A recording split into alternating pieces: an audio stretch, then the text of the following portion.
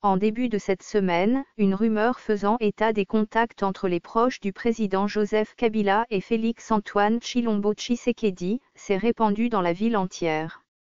Ce que la 11e rue Limete a démenti mardi dernier. Cependant, dans les rues de Kinshasa, les friands de l'électrochoc refusent de lâcher prise. Chacun y va de son commentaire, selon qu'il soit du camp du pouvoir ou de l'opposition. Au demeurant, une question de bon sens s'invite dans cette valse de supputation. La problématique consiste à savoir si toutes les rencontres entre le pouvoir et l'opposition doivent avoir lieu sous l'œil parfois gênant des caméras. Autrement dit, y a-t-il d'inconvénient à ce que deux protagonistes d'une crise politique puissent se parler en privé, soit directement, soit par le biais de leurs émissaires respectifs?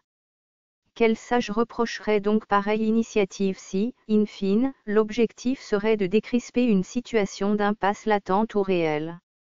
Une vieille recette plusieurs fois expérimente. En politique, les choses sérieuses ne se traitent pas toujours en plein jour, au vu et au su de tout le monde. Ici comme ailleurs, il existe des rencontres occultes entre ceux qui détiennent l'impérium du pouvoir et le camp de la contestation. Sur ce point précis, des vérités historiques renseignent que, sous le régime de feu le maréchal Mobutu, le pouvoir d'alors entretenait des contacts souterrains avec l'opposition, en l'occurrence l'UDPS de feu Étienne Tshisekedi, en tant que principal parti de l'opposition au régime de l'homme du 24 novembre 1965. Quand bien même que dans l'opinion, le contact au grand jour entre le président Mobutu et Étienne Tshisekedi ressemblait à un totem, les Zaïrois d'alors savent que les deux acteurs se parlaient hors micro. Le moins que l'on puisse savoir, c'est que de temps en temps, des messagers du pouvoir allaient vers le sphinx de Limete. Loin d'être une révélation, il s'agit plutôt ici, d'une vérité archi-connue. Et donc, d'un secret de polichinelle. Par ailleurs, la même recette a été expérimentée sous le régime de feu Laurent-Désiré Kabila, tombeur du maréchal Mobutu. Quand il prend le pouvoir en mai 1997, l'homme fort de l'Alliance des forces démocratiques pour la libération au Congo, AFDL, ne trouve pas devant lui une classe politique totalement acquise à sa cause. La stratégie des Kabila. L'opposant armé au régime de Mobutu avait, lui aussi, ses opposants tapis à Kinshasa. Par conséquent, le nouveau chef de l'État s'était vu dans l'obligation de diviser avec les principaux acteurs politiques de l'opposition. C'est ce qui explique, entre autres, la rencontre de Kimbambe, dans l'ex-Katanga, avec des envoyés de la dite opposition tshisekédiste, dont feu Christian Badibangi. Toujours dans ce même registre, les annales de l'histoire politique de la RD Congo renseignent que, sous l'actuel président Joseph Kabila, des rencontres du genre avaient également eu lieu. Les plus emblématiques sont celles d'Ibiza, en Espagne, et de Venise, en Italie. Sans doute, on devra ajouter à ces deux, la rencontre de Paris, entre les délégués du pouvoir de Kinshasa et Étienne Tshisekedi, avant même l'ouverture officielle des travaux du dialogue de la Cité de l'ex-Organisation de l'Unité africaine en octobre 2016 à Kinshasa. À quelques 8 mois des élections, selon Edem Kodjo qui l'avait dévoilé, cette rencontre s'était inscrite dans le cadre de recherche d'une issue concertée à l'impasse politique survenue en RD Congo, au terme du second mandat constitutionnel du président Joseph Kabila. Hier comme aujourd'hui, le contexte semble être le même. Et, face à ce balbutiement de l'histoire politique de la RD Congo, le dialogue passe pour l'arme efficace. Avril va bientôt finir sa carrière. Plus exactement dans 11 jours. Conformément au calendrier de la Commission électorale nationale indépendante, CENI, qui prévoit la tenue des élections le 23 décembre prochain, les Congolais sont théoriquement à 8 mois du scrutin. Sur base de cette donnée arithmétique, y aurait-il de mal à voir le camp du pouvoir se parler avec l'opposition? Quelle est la conséquence fâcheuse qui résulterait d'une telle rencontre? A priori, aucune. Bien au contraire.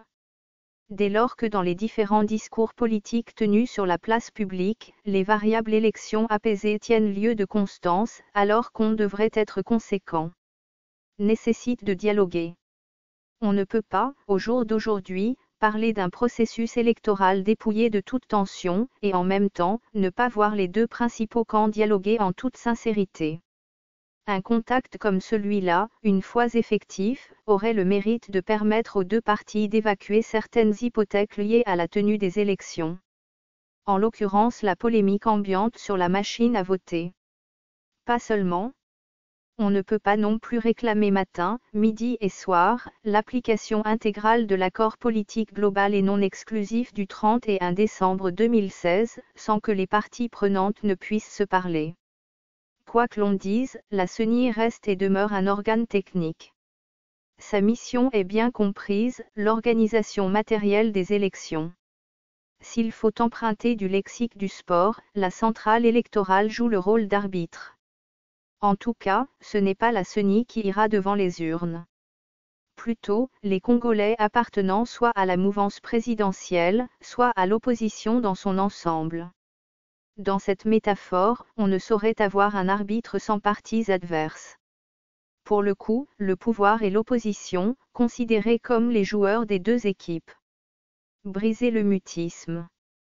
De l'avis de nombreux analystes, si la RD Congo est aujourd'hui l'otage des agendas de certains lobbies étrangers, c'est parce que ces puissances ont la parfaite maîtrise de la situation en interne.